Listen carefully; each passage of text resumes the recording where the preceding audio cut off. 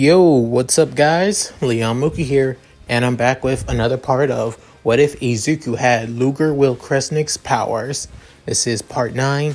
In the last part, Izuku and everyone else in Class 1A tried head to the USJ for rescue training, but all that was cut short until the League of Villains showed up, with Izuku, Mila, and Sue being in the, shipwreck zone, but thanks to Mila was able to escape.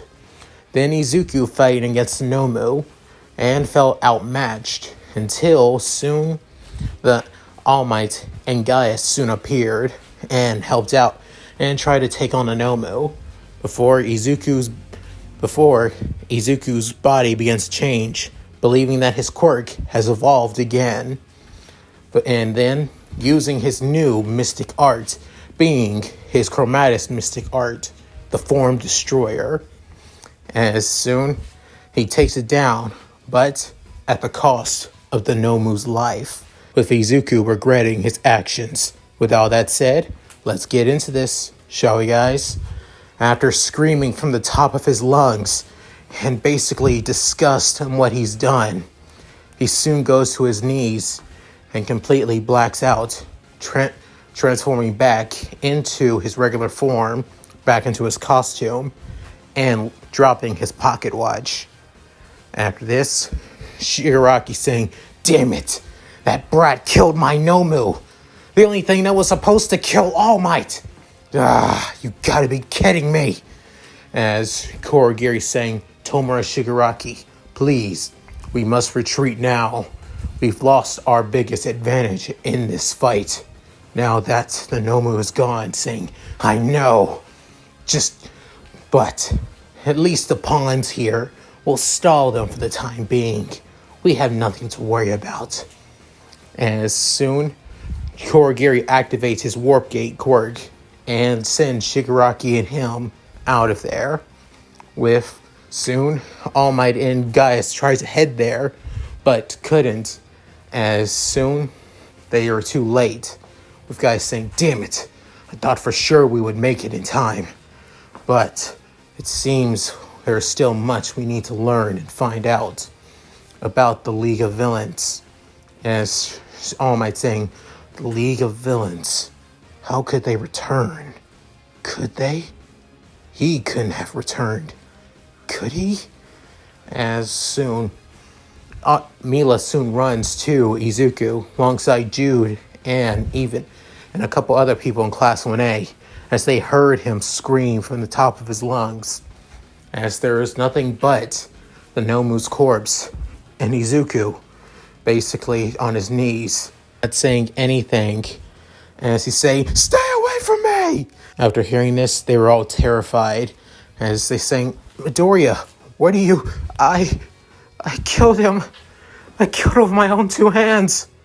I took a life. I can't take that back. I just can't." As terrified and basically scared out of his mind, as Mila soon comes up to Izuku, saying, "I said stay away!" As soon, she grabs him by his hand, saying, "What you did, you can't take it back. I understand. But you're not alone, Izuku. We were here. If the teachers were here sooner, you wouldn't have to take this burden all to your own. At least let us help." As Jude saying, "Maxwell's right, Izuku. You're not alone in this.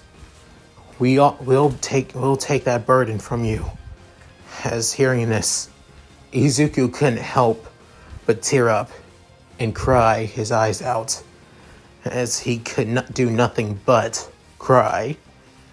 Soon, both Kirishima and Bakugo soon show up, confused on what happened, as they see one of the villains basically dead on the ground.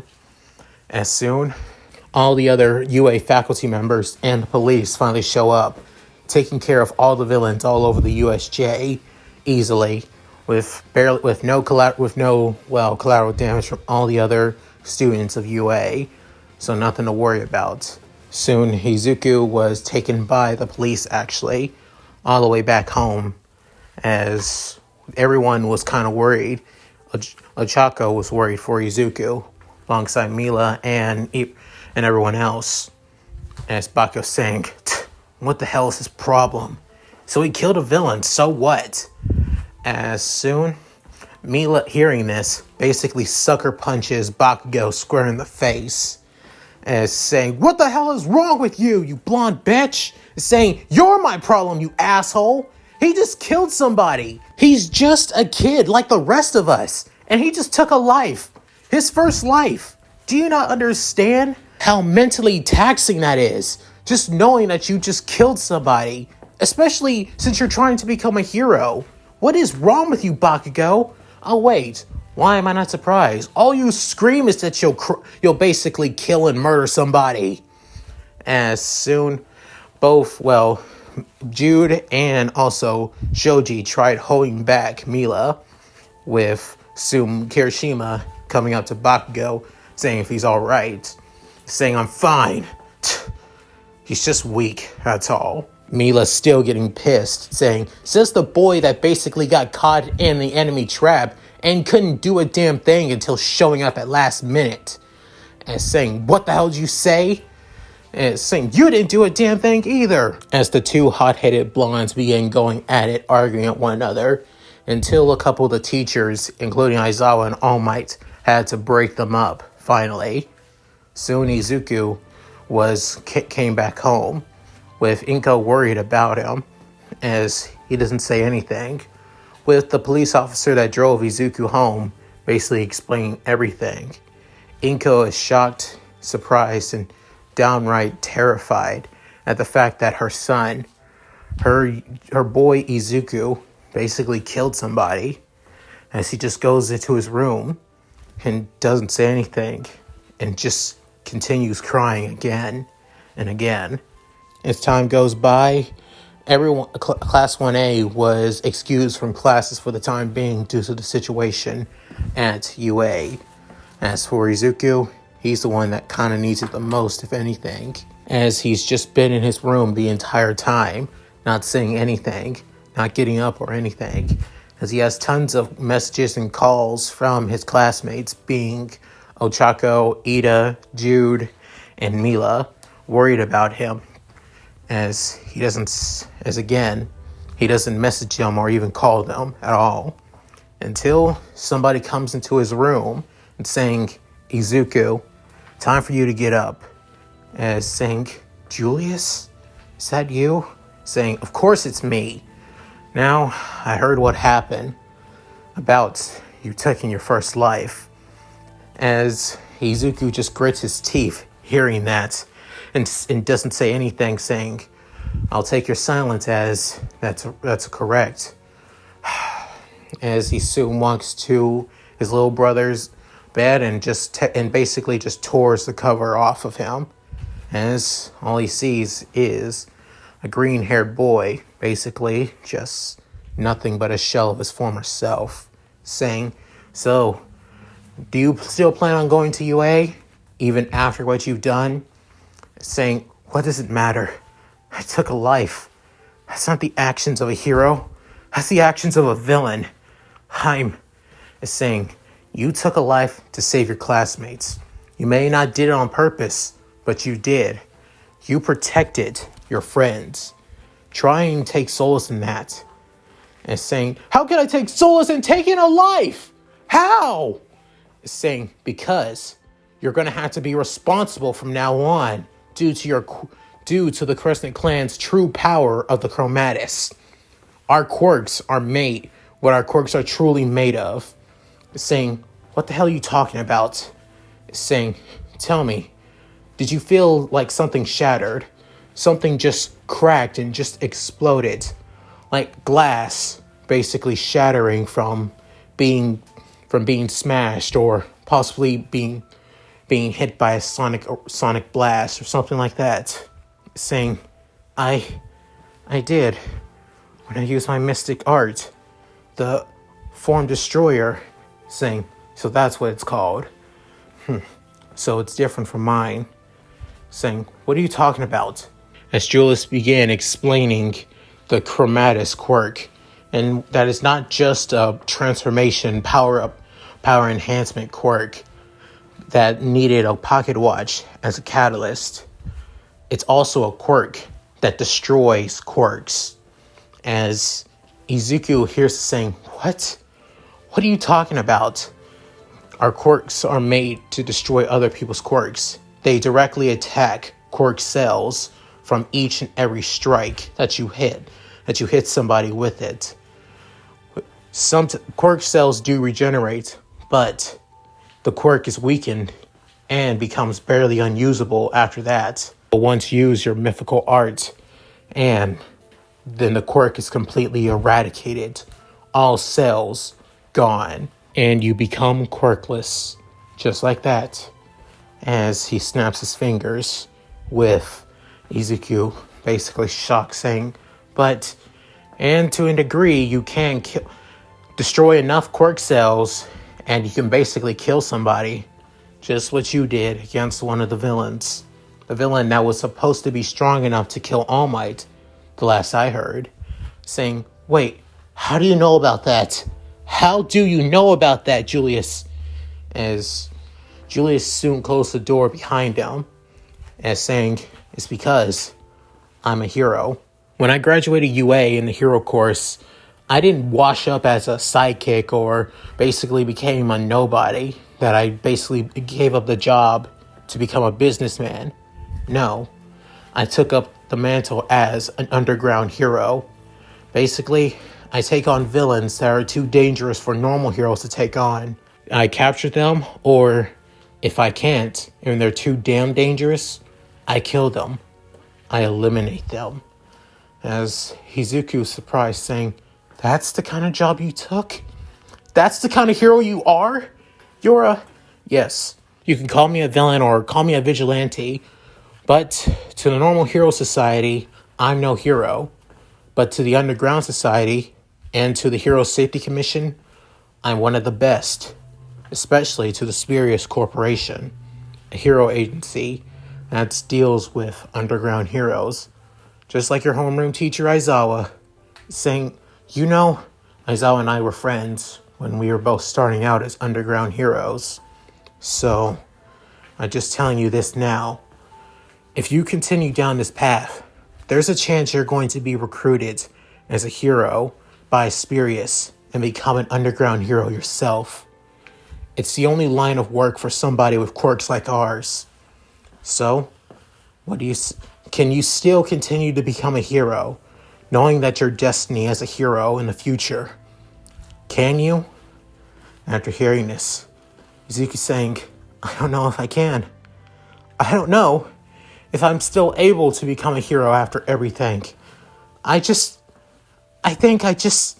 being choked up by his words, his bedroom door soon opens, saying, so, you're still here after not calling for my text for the last couple of days. As soon he looks at, saying, Mila, what are you? One of your classmates, I presume? Saying, oh, you must be his big brother. Izuku told me a lot about you. Julius, right? Saying, yeah. Pleasure. Julius Kresnik. Mila Maxwell. And as for you and I can tell you're still moping and still depressed, so come with me. Saying, wait, what are you talking about? Where are you taking me? Wait, I'm still in my pajamas if you crying out loud. Saying, then change, because you and I are hanging out. Saying, wait, what? With Izuku looking at Julius saying, Julius, help me out here, bro. You were telling me about... Have fun, Izuku. I think you need the sunlight. Saying, you traitor! As soon, saying, thanks. Now, change, you idiot. As Julius comes out, and she soon throws him back into his bedroom. A couple minutes later, Izuku abruptly basically changed into his casual clothing, saying, oh, great, let's go. Saying, I'm not going to like this. As she's saying, oh, you don't have to. You just need to get over yourself. That's all. As she soon drags him out of his apartment with Izuku shouting out to his mom, saying, Mom, help me! Saying, I think you need the sunlight, Izuku, as saying, you're just like Julius! As soon the two leave, with Julius coming out and basically saying, I think that girl's a good fit for him, if anything. As Inko saying, I agree as well. Couple minutes later, Izuku and Mila were now on a train saying, so where the hell are you taking me? Saying, well, just a place to relax and basically just us hanging out. Saying, look, I'm glad that you're trying to help me and cheer me up, Mila, but I don't. As soon she grabs him by the face and saying, look, I told you that I would bear your burden of taking that villain's life. You got it? So I'm just going to do that by being by your side. Understand? Saying, Mila, now, let's go. As the two began having a little bit of fun, relaxing around, went to a couple of cafes, and basically walk around the city for a bit before actually taking a little bit of break. As saying, see, I think you needed that, Midoriya. After hearing this, Izuku saying, yeah, sure. Look, Mila, I appreciate it, but I know you're not going to get over it overnight. It's only natural. It's just going to take time, and most likely you're going to suffer PTSD now. It's only natural. As saying, so why would you? Because you're not alone. You'll have friends that you can count on and care about by your side. I promise. You're not going to do this alone. Because we're here for you. I'm here for you too. As Izuku saying, wow, I'm honestly shocked. Saying, what? Are you sure you're Mila Maxwell? I would be sure that you would most likely want to punch me in the face and tell me to man up and something like that. Saying, hey, I can be nice and care. As saying, possibly. But what would you do if you had to take a life? If you had to kill somebody, but if you don't do it on purpose, but you do it on accident? As she's saying, well, I will deal with it. I would be branded with the sin of murdering somebody, but I'll still move forward. I'll still having my day-to-day life, being with the people I care about, and still do my job as a hero. It's only natural.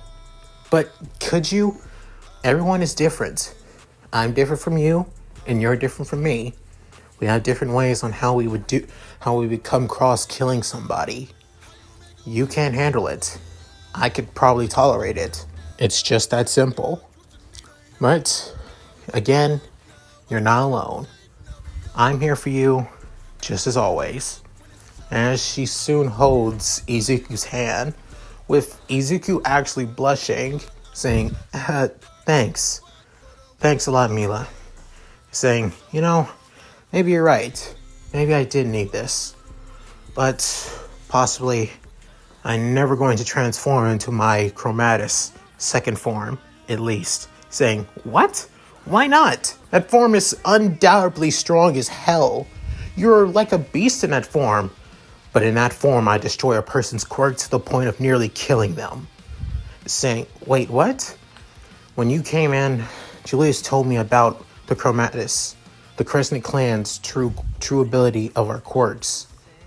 We destroy quirk cells, and in the return, we turn a person quirkless, or possibly even killing them.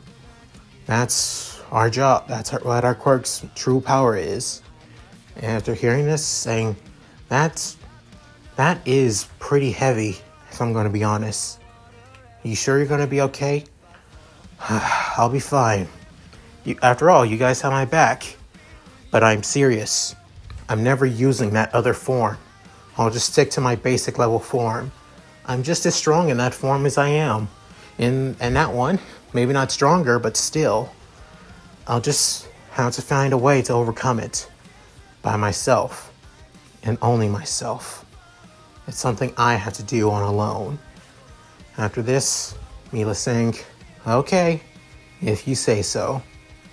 Soon, the two leave the area as they come across a small alleyway they hear somebody coming out, as that person now runs into Izuku, is saying, "Oh, hey, what are you doing here?" As he sees a small girl with white hair and a horn on the right side of her head.